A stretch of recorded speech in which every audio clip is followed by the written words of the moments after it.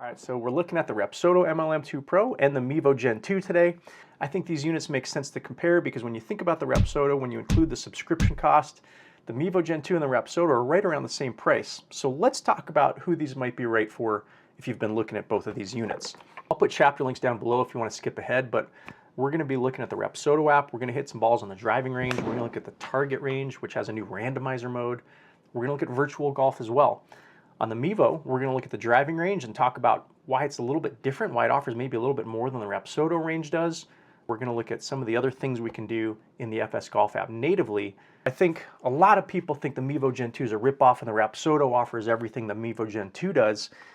And for some people, I think that's right on. I think the Rapsodo is really aimed at the person who wants a simple ecosystem. They're primarily going to be using their mobile device or the iPad, and the Rapsodo offers a great application suite for that user. Really nice driving range, really easy to use, really nice and easy virtual golf right in the Rapsodo app. You don't have to have a gaming PC or anything else. It's all simple, it's all self-contained, and if you want to, you can integrate with third-party apps like GS Pro or Awesome Golf or E6 Connect, but they're not the best integration experiences out there. So let's talk about the Mevo Gen2. This is really, I think, for the user who wants to get more into data, they want to understand a little bit more about their swing, and they're maybe interested more in third-party app integration specifically on a PC. The Mevo Gen2's connectors are great. They let you do things like alignment and calibration within the third-party apps natively. You don't have to fire up the FS Golf app separately. It's really slick, it's really streamlined. Mevo Gen2, I think they've got the best third-party integrations available. And so if you're thinking primarily about using this with GS Pro or Awesome Golf or E6 Connect even, this is a fantastic unit. But keep in mind, the Mevo Gen2, it does not come with any virtual golf play within the native FS Golf app. So if you want to play virtual golf, you have to look to a third-party app, full stop. All right, we're going to take a look at the range because I think this is where most people probably are going to spend a lot of their time, if not most of their time. I think this is a big part of why people get a simulator. All right, so I've got the Rapsodo driving range up in front of me now, and I've got my 9-iron. We'll hit a few shots here, and I'll talk about some of the things I like about the Rapsodo range and some of the things I don't. You know, I think the visuals are pretty good. I like the mini map on the right. I like it that you can look at the current club, which is that red highlighted thing on the mini map, or you can look at all the clubs in the session, and you can expand all of the metrics below to show a little bit more. But you can't equip two of the same club for a given session. So if I wanted to look at my driver versus my buddy's driver, if I wanted to look at my driver with two different shafts in the same session, I can't do that kind of data comparison. That's not something the Rapsodo app lets me do, so it's really not as well suited to fitting, club fitting type activities. Rapsodo only lets you put one version of a club in your bag. The Mevo Gen2 really excels there, and we'll look at that in just a little bit. All right, 9-iron, we'll hit a few here.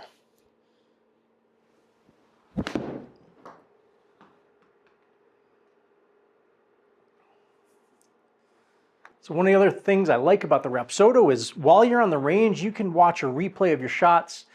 After you hit a shot, if you hit this replay button and you click watch replay, this is going to show me the down the line view. They call this the shot vision camera. It kind of shows me a tracer overlay even on that screen. And then impact vision shows me a close-up view of my club at the moment of impact.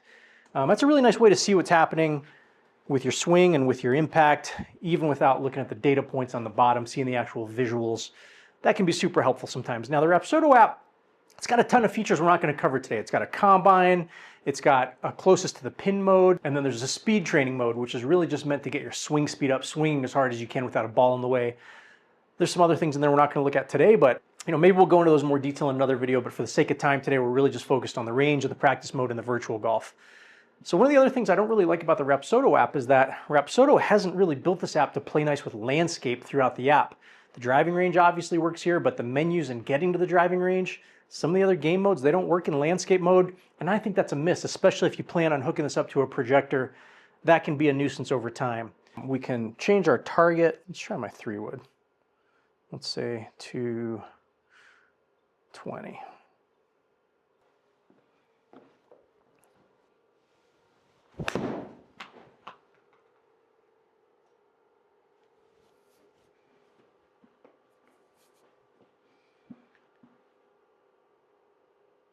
Target range is a pretty great feature. This gives you a whole bunch of different greens, different sizes, island greens, fairways across water, tons of different scenarios. and you can pick what targets you want to play to. They recently added a randomizer mode that lets you play X number of shots to every target before moving on to the next one. All right, so this first shot's got us at 205 yards. I'll try to give this a go with my 5 wood. I'm a little sore, so I'm gonna swing a little easy today.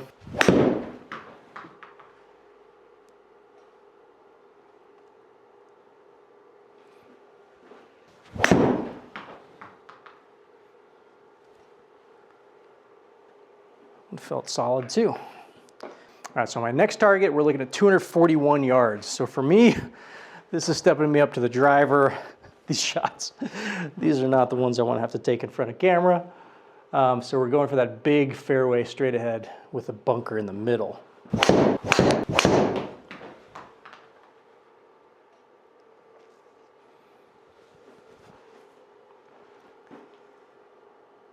So if you didn't want to use the randomizer, you can pick your targets here by clicking the distances on the left, and this will highlight the corresponding section of the mini-map on the right, or you can just tap the mini-map for whatever target you want to aim at. You can pick left, center, or right tee positions, and it'll vary these yardages a little bit. So if you pick one of these, when you click continue, you're on that target until you pick a new target. And to pick a new target, you just click the flag icon there on the left, and then you can pick a new target, or you can switch to randomizer mid-session if you want and set these parameters. Really flexible, really nice way to practice. I really like the target range mode here that Rapsodo's put together.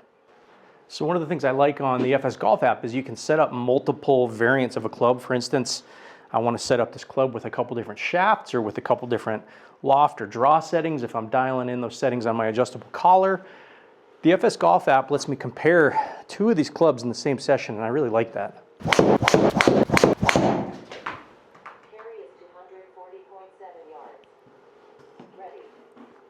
All right, so we've hit 5 shots here. I'm also running these Jumbo Max grips in a small medium to try out here. We'll go ahead and change the shaft out and try this with the 70 gram shaft. Let's go ahead and swap that here to the 70.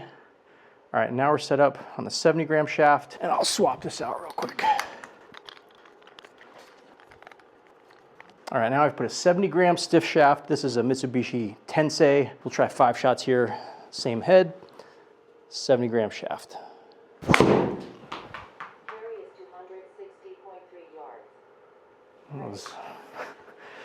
That shot's looking better. All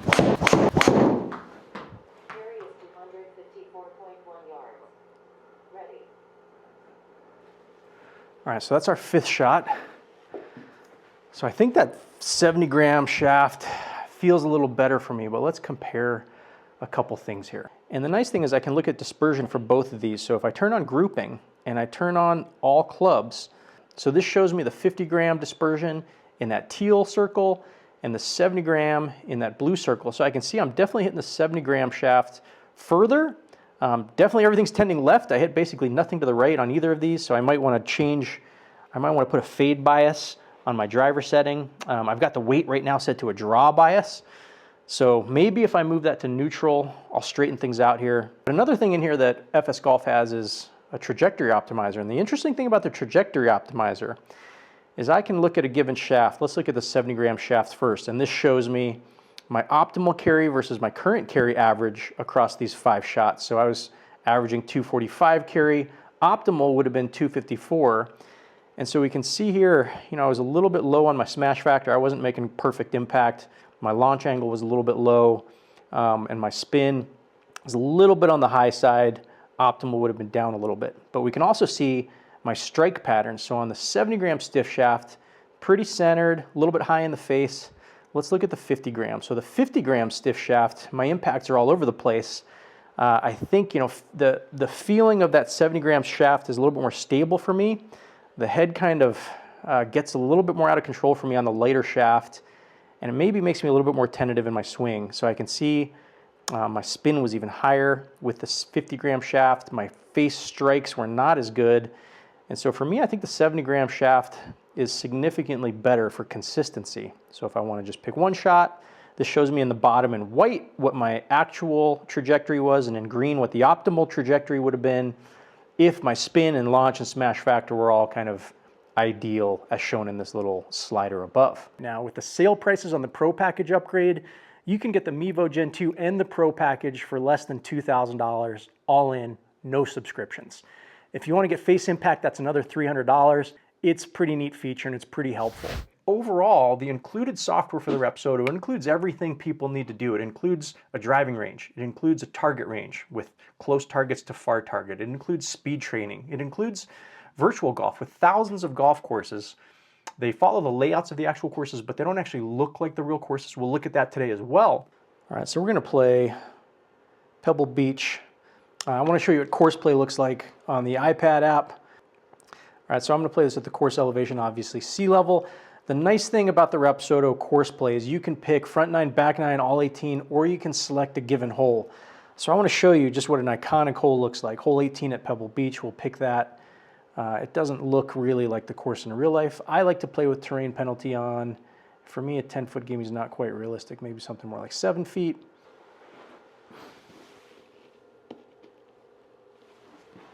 All right, so this flyover, you can see the shape looks about right and the distance is the big sand trap along the left, but it's a lake and there's a forest, there's no clubhouse, there's no actual setting. All right, so the thing I like about course play on the iPad on the Rapsodo is you can just tap the mini map, it expands, and then you can drag your aim point wherever you want. I'll say if we land somewhere like that, let's try that. All right, 265 yards. Up 14 feet. Hitting driver at sea level is humbling when I'm used to playing it a mile high.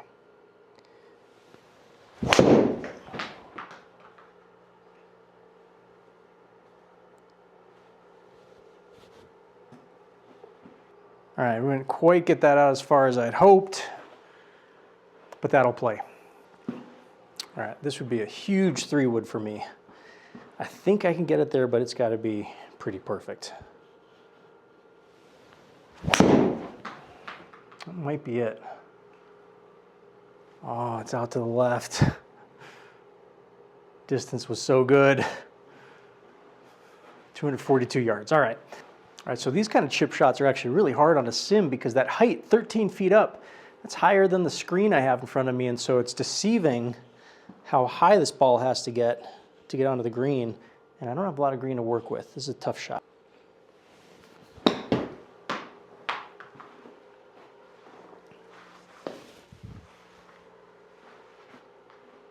All right, well, that's all right. That was a hard shot to get close. So from there, that's inside the 2-putt ring. So I got an automatic 2-putt since the Rapsodo doesn't support putting. All right, and that's hole 18 on Pebble Beach to give you an idea of what gameplay looks like. So we're aligned, we're in the correct position, and this is what we get by default. If I want to, I can turn on the iPad camera to look at me as well, but my garage is not prepared for that view.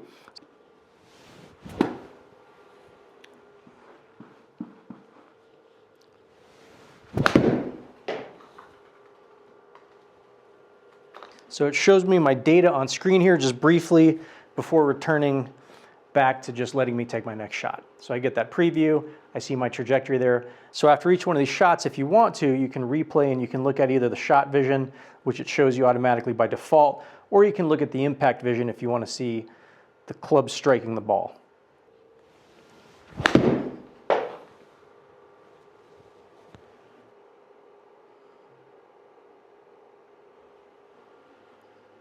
All right, I don't need to see my shot replay after every shot here. Let's see if we can turn that off. So here, auto replay options. I can play my shot vision back. Oh, I can have it play my impact vision back, or I can turn it off altogether. So this table view shows us all of the shots in the session. The data points that are available here we can change. So if we want to change the metrics. So that's practice mode. It is a nice way to see all the data and all the camera views at once, but for me, I prefer to see kind of the virtual driving range. All right, so the other thing we can do in the FS Golf app is we can practice chipping and putting. Now, these aren't my favorite modes because they're overhead kind of grid views. And so if we start a new session with chipping, what you'll see is we get a grid view that goes out to about 20 yards. And so this is kind of for short distance chipping, and it just shows you an overhead view. I'll hit a couple here, and I'll show you what these look like.